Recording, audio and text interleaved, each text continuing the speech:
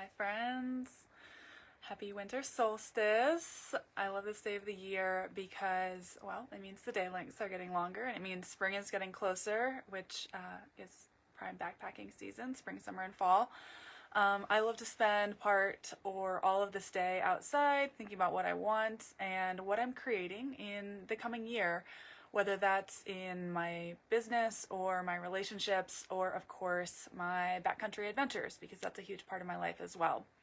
So before I go any further, I'm Katie and I am a holistic health and nutrition coach. I'm a long distance hiker and it is my absolute passion to really help others to experience what I experience in the outdoors, the transformation of being in nature and just how incredible that is. So I like to help others to create genuine health, resiliency, and increase confidence in the outdoors, whether that's through my online courses, which I'll talk about a little bit later, the book I'm writing right now, or just the content that I share on here.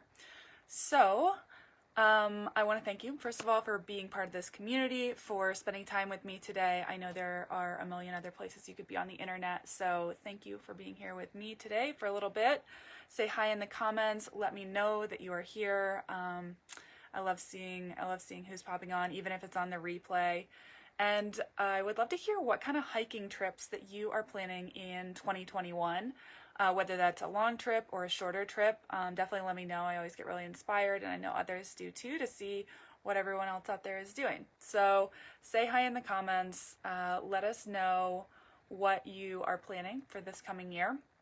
And so today I'm going to do a short training on inflammation and how it can affect your backpacking trip, whether that is a short trip or I think it's even more important on a long trip, such as a thru hike. So what I'm going to do today is cover some of the common sources of inflammation, how that impacts you as a backpacker, like what that specifically means for you, and then of course how you can begin to mitigate that inflammation so that you can feel better on your next hike. So I will mention now that this is exactly what we cover in my online course, Adventure Ready, and it walks you through step by step exactly how to reduce systemic inflammation and to create a training plan that's going to set you up for your next hike. The course is essentially, like I said, a framework to reduce full body inflammation, which we're going to get into why that matters in just a minute. But essentially it's going to help you experience more energy, better endurance, faster recovery, stronger immune function, and just fewer aches and pains. And when it comes down to it, just generally feeling better on your next hike and increasing the likelihood that you are going to have a successful and enjoyable backcountry trip. So I will share again more about that at the end. For now, I'm going to get into the meat of the conversation here. If you have any questions that come up as I go along, please drop them in the comments. Even if it's the replay, I will come back and answer those later. So what is inflammation? I know that's something that's heard really commonly now, of like chronic inflammation or inflammation this. What actually is it? It's a critical component of our immune function. It's not necessarily bad.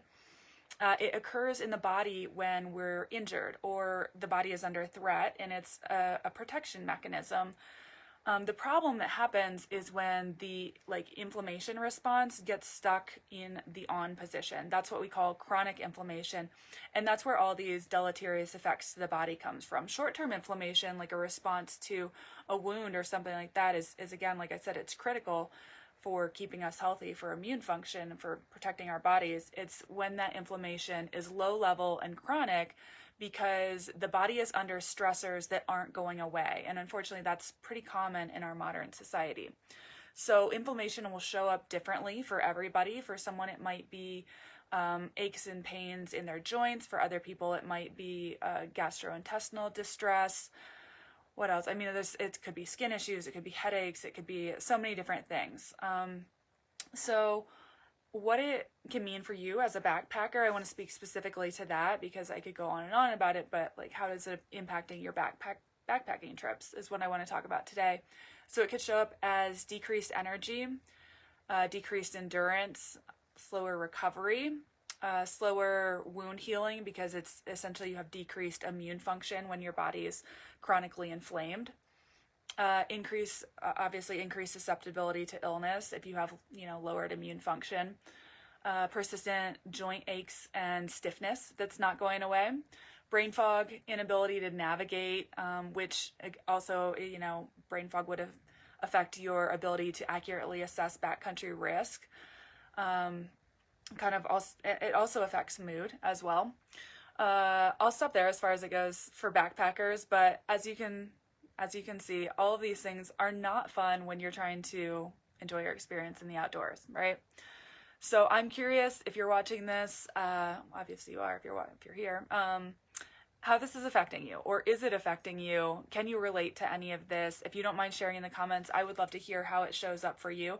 For me, a lot of times it's sore muscles, like really like persistently sore muscles, and slower recovery times.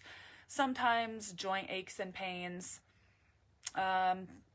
Just kind of overall fatigue and just not like feeling distracted from my backcountry experience because my body is so tired, or not being able to hike as far because my whole body is inflamed and just not functioning as well. So let's get into some of the sources of inflammation. So some of the common sources of inflammation are dietary triggers, poor sleep, stress in any form, whether that's like physical stress from overtraining, chemical stress from like environmental toxins is a common one, which you might find chemical stressors in your personal care products or cleaning products in your house. And then psychological stress is what I think commonly think of when we think of like stress, the emotional stress of I can't pay my bills, or I just got in a fight with my partner, or I'm overwhelmed at work. That kind of stress, which actually the body doesn't really know the difference between like a perceived stress or like actual I'm running from a lion kind of stress. So it's the same thing in the body, and it's going to cause inflammation either way. Environmental toxins I mentioned, negativity and like guilt and shame around food or your body can also be a stressor and a source of inflammation on your body. Social isolation and social media addiction is one, and as well as lack of a higher purpose can also be a source of inflammation in your life. So, of course, those sources of inflammation directly inform the solutions, which is what I want to cover next. So I'm going to cover 5 solutions to reduce or mitigate inflammation in your body, to reduce systemic inflammation so that you can then experience the benefits of more energy and increased endurance and better immune function, and really just feeling awesome on your next backcountry trip. I mean, in life as well, but especially when you're out backpacking, pushing your body to the limits. So the first solution is to uncover dietary triggers, whether that's, and what I mean by that is anything that your body is not responding well to, because we're all biochemically unique. Bioindividuality is what this concept is called, where we're each going to respond differently to different foods, different supplements, different types of training. So there are systematic ways that you can uncover what works for your body and what doesn't. And then also in terms of diet is generally just eating an anti-inflammatory diet, which I talk a lot about on these videos and in my website, so you can find a lot more information about that there. Next solution is to create a physical training plan for yourself that is unique and appropriate to your goals and to you. So it's important to be doing enough, because a little bit of exercise is really good for I shouldn't say a little bit, that's subjective, but exercise is good for the body. But when we're overtraining, that's actually not good for the body, and that's a source of inflammation, which is something that I've done in the past and actually led me to having a lot of adrenal issues, which I then had to spend a long time repairing, and it's still something I work on. So that's the next one, is creating a physical training plan that's appropriate to you. The third one is creating an environment and a practice that supports really deep, sound sleep. Sleep is when our body recovers and repairs. It's so important to every aspect of health, and poor sleep, even just one night of poor sleep, can actually be a source of inflammation and can throw your hormones way off and really derail your health in a big way. The fourth one is to identify and mitigate sources of stress in your life. And again, think back to those 3 different things I talked about in terms of stress earlier, whether that's physical, chemical, or psychological. Sorry, brain fart there. Those sources of stress, identify where they are in your life, and then come up with ways to mitigate those sources of stress, essentially. And then the 5th one is to adopt the right mindset and a sense of reverence, really, for the body that you have now. even if you have like frustrations around your body, it's important to respect your body, and then from that place to take care of it. Not a place of like, I'm going to go on a diet or I'm going to go on a crazy workout plan to punish my body because I hate my body or something like that. It's important to like start with this foundation of self-respect, reverence for the body, and taking care of it because you care about the body and you want it to do amazing things for you, like hike, hundreds of miles across the backcountry. So those are the 5 solutions that I have for you, and these pieces essentially that I just went over, the solutions, are what lays the foundation of the Adventure Ready course that I mentioned at the beginning of this video. As I said earlier, it takes you step by step through the process of reducing systemic inflammation by teaching you how to nourish your body, how to identify those dietary triggers, and create an anti-inflammatory style of eating. It's not a diet, it's a way of eating. It's nutrition education, so this might be provoking inflammation in my body, and this is actually going to be fighting inflammation in my body. So it goes through that. It teaches you how to create a training plan that is appropriate for you so that you're not going to overdo it and experience overuse injuries or inflammation from training too hard. It teaches you how to create a bulletproof sleep routine, how to set up a sleep sanctuary in your home. There are a lot of things that could be creating obstacles to deep sleep that you might not be aware of. I recently read the statistic of how many people are sleep deprived, but it's crazy. And if you're struggling with sleep at all, there's a module in the course that really walks you through how to get all of those pieces into place so you can be having consistently deep sleep and showing up to your life feeling amazing. The course teaches you how to identify and deal with sources of stress, how to reframe things, what actually components go into creating an event as being stressful, walks you through those different types of stress. And again, this might seem like, how does stress relate to my backpacking trip? It really does, because actually chronic stress is an epidemic, and it's impacting how your health and how you're showing up in every area of your life on pretty much every level. So identifying and taking care of stress as best we can is really important to overall health and your backpacking trip. And then the course covers mindset, the mindset of how to be successful on a backpacking trip, but really with anything that you want to accomplish in life. And essentially how to pull all of that together to create resilient health.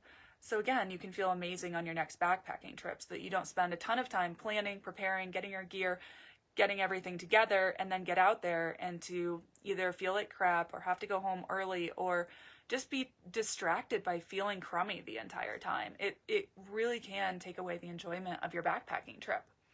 So I will post a link to the course in the comments, and right now I'm offering actually an early bird bonus to anyone in my community, which is you guys, and that's an additional $50 off the sale price of the course, which is already posted on my website and on the course on the link that I'm gonna post in the comments.